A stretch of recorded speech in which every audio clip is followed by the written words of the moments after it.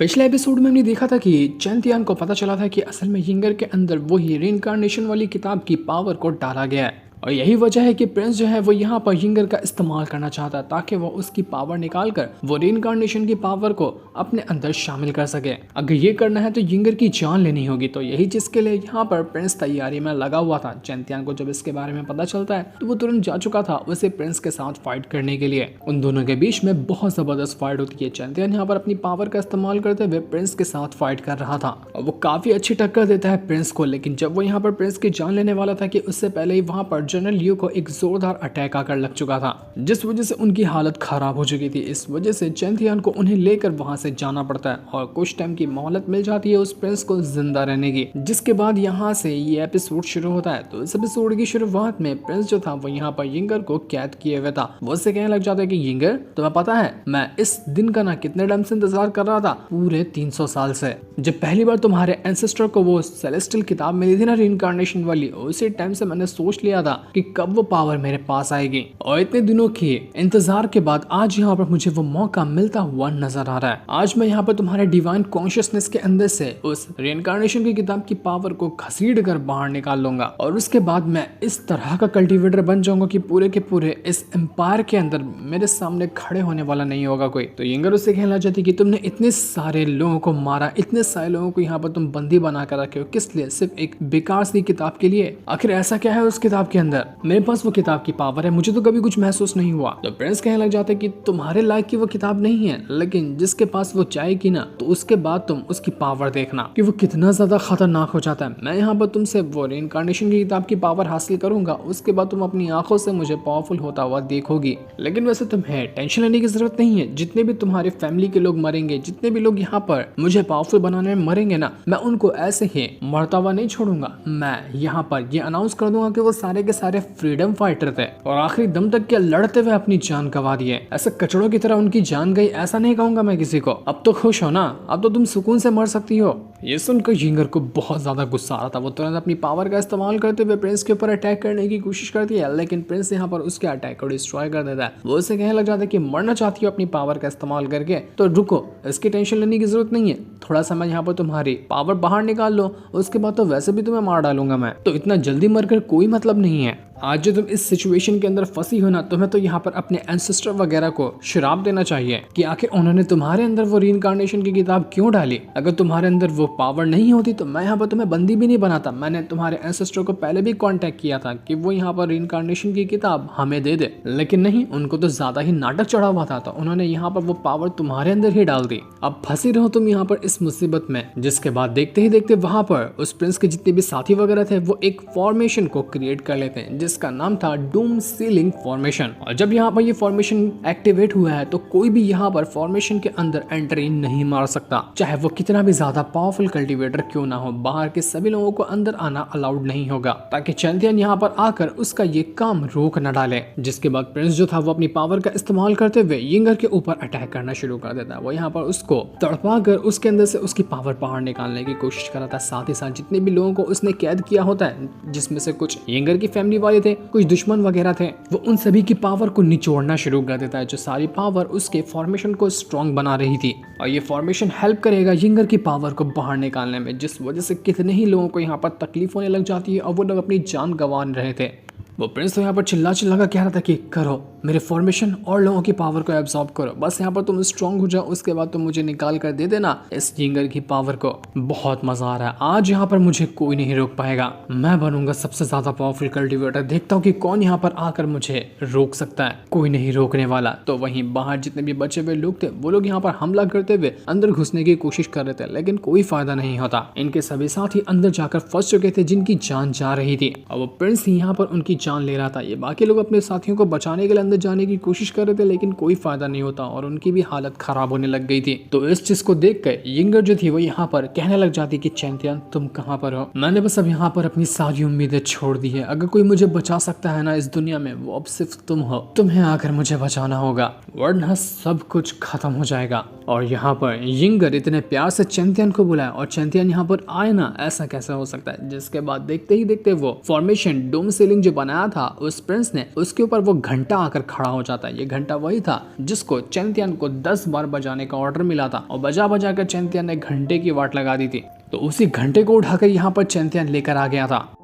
जैसे जैसे घंटे के अंदर से पावर बाहर निकल रही थी, वो जो डोम फॉर्मेशन होता है वो कमजोर होने लग जाता है। ऐसे मौके का फायदा उठाते हुए बाकी दुश्मन के जितने भी सेक्ट वगैरह थे वो लोग भी यहाँ पर हमला करने के लिए तैयार हो जाते हैं ताकि प्रिंस और उसके साथियों के ऊपर हमला करते हुए उनकी जान ले सके। बहुत ही खतरनाक बैटल यहाँ पर शुरू हो चुका था। दोनों तरफ से लोग यहाँ पर एक दूसरे से फाइट करने के लिए तैयार थे, जिसके बाद हम देख पाते हैं कि यहाँ पर जनरल लियो आ चुके हैं और वो अपनी पूरे के पूरे साथियों को लेकर आए, जिसमें चेंग के दोस्त शामिल है, लाइब्रेरियन शामिल है, उसका वो पार्टनर शामिल है और जितने भी चेंग के दोस्त वगैरह थे वो सब यहाँ पर आकर पहुंच चुके हैं ताकि प्रिंस और उसके सेक्ट वालों के साथ फाइट की जा सके। जब इतने लोग यहाँ पर आएंगे तो प्रिंस को हराने के चांसेस काफी ज्यादा बढ़ जाएंगे और सब मिलकर यहाँ पर प्रिंस को हरा सकते हैं। तो वहीं चेंग जैसे ही उस घंटे की पावर को ज्यादा और बढ़ाने की कोशिश करता है कि वैसे ही वो जो डोम फॉर्मेशन था वो चकनाचूर हो जाता है। फॉर्मेशन यहाँ पर डिस्ट्रॉय हो गया। इतने कमाल की पावर थी उस घंटे के अंदर जिसने ये कारनामा करके दिखा दिया। प्रिंस ये देखकर हक्का बक्का रह चुका था कि नहीं, ये नहीं हो सकता, मेरा डोम फॉर्मेशन कैसे टूट गया? ये फॉर्मेशन तो अच्छे अच्छे कल्टीवेटर से नहीं टूट सकता है। आखिर इस चेंग ने ये क्या कारनामा करके दिखाया? कहाँ से लाया ये घंटी? नहीं, मैं इसको ऐसे छोड़ूंगा नहीं। जैसे फॉर्मेशन टूटा था, यिंगर वहां पर आजाद होकर नीचे गिरने लग जाती है, पर तभी वहां पर चेंग आता है और उसको गोद में उठाते हुए वो उसको संभाल चुका था। जो देख कर यिंगर काफी ज्यादा खुश हो जाती कि चेंग तुमने आकर मुझे बचा लिया।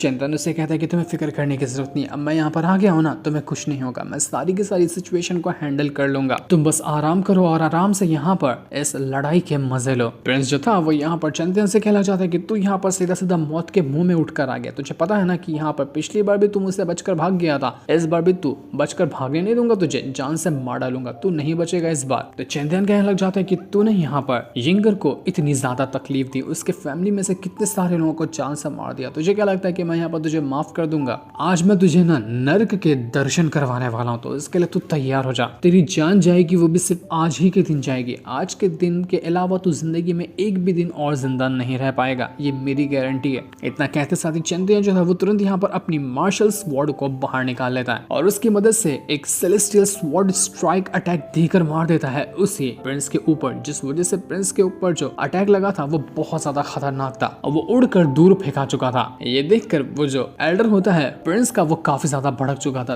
कि आखिर चेंग तेरी हिम्मत कैसे हुई प्रिंस के ऊपर अटैक करने की, छोड़ूंगा नहीं मैं तुझे, तू बचने नहीं वाला है। तो वो तुरंत यहाँ पर अपनी पावर का इस्तेमाल करते हुए जैसे ही चेंग के ऊपर अटैक करने की कोशिश कर रहा था कि बीच में मेलिन वहां आकर पहुंच जाती है और उस एल्डर से कहने लग जाती है कि क्यों एल्डर, इतने बुढ़ापे में ज्यादा कुछ जोश चढ़ा है क्या? जोश चढ़ा तो मेरे पास आओ ना, मैं तुम्हें अभी यहाँ पर ठंडा कर देती हूँ। अरे तुम्हारी बूढ़ी हड्डियां टूटेंगी एक बार तो जुड़ने में बहुत तकलीफ होगी।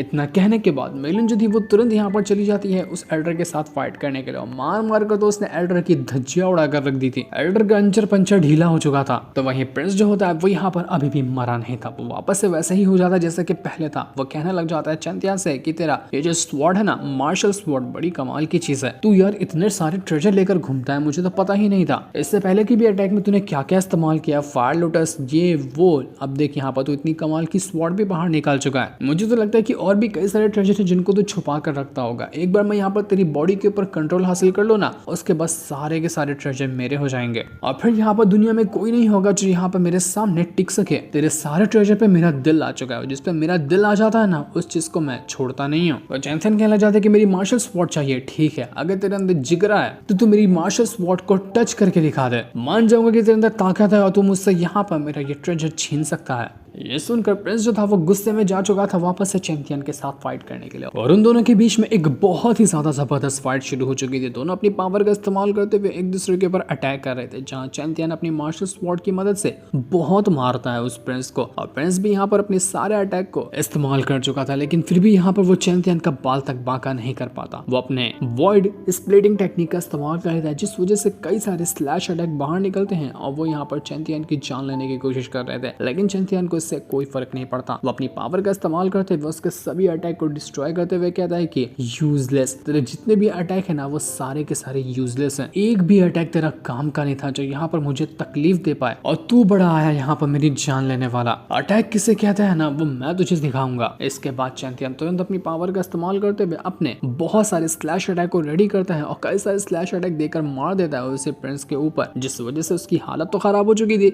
लेकिन उसकी बॉडी ही ऐसी थी कि वहां पर उससे कुछ हुआ ही नहीं, वो वैसे ही बच जाता है, क्योंकि असल में इस प्रिंस के अंदर एक नहीं बल्कि हजारों लोगों की सोल मौजूद है। और जब भी इसके ऊपर अटैक किया जाता है तो पहले इसकी सोल मरती है, उसके बाद ही जाकर इसके शरीर के ऊपर अटैक होता है। मतलब कि समझ सकते हैं कि प्रिंस के पास कम से कम हजारों लाइफ होगी, एक बार मारो तो वो मरेगा नहीं, वापस से जिंदा हो जाएगा। इसी वजह से इसको मारना इतना ज्यादा मुश्किल था।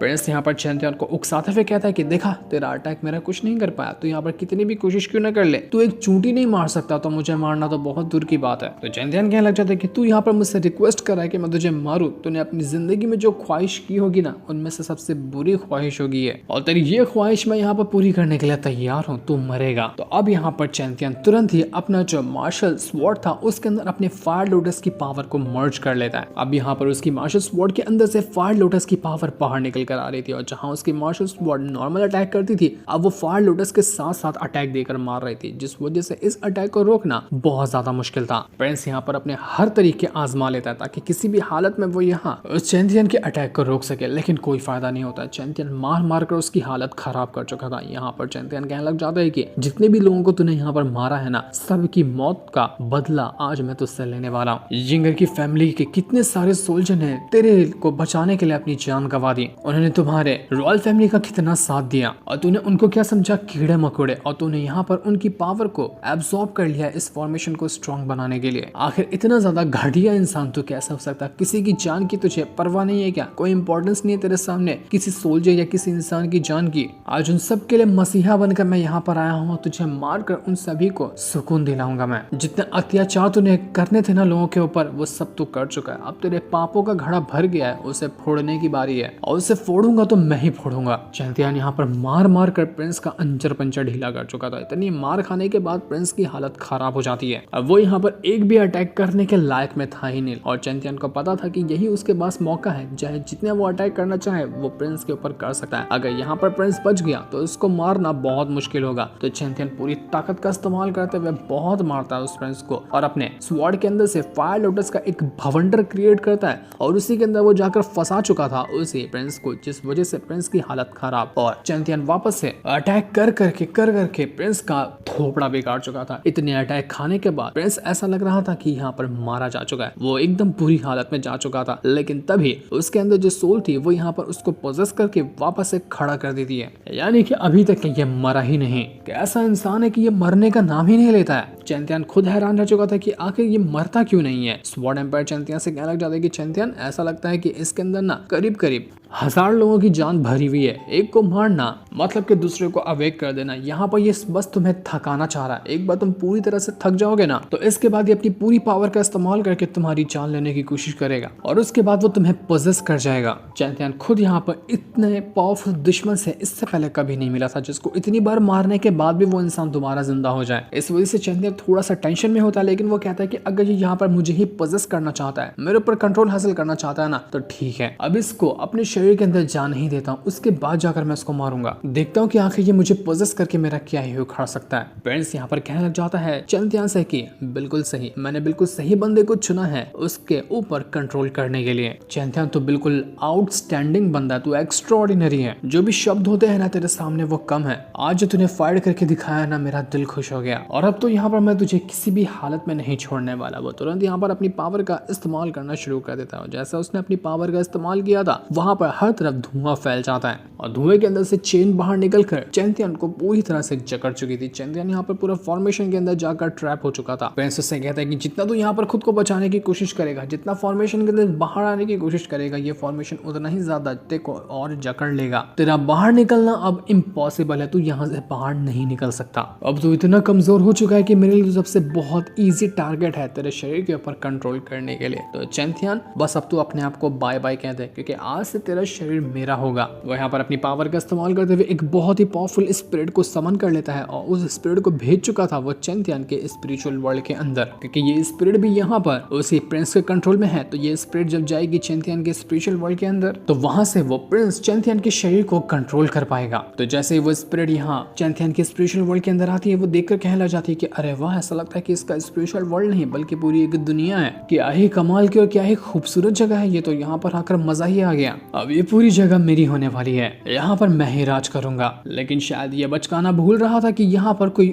और भी नहीं बल्कि सीधा स्वॉर्ड एम्पायर रहता है, और उसको पता चला कि कोई घुसपैठिए ने अंदर घुसने की कोशिश की है, तो बेचारे इस एल्डर का क्या अंजाम होगा। ये चीज हमें पता चलने वाली है नेक्स्ट एपिसोड के अंदर कि आखिर इस एल्डर का हुआ क्या, जिस दिन को दिखाते साथ ही ये वाला एपिसोड यहीं पर एंड हो जाता है। Thanks for watching.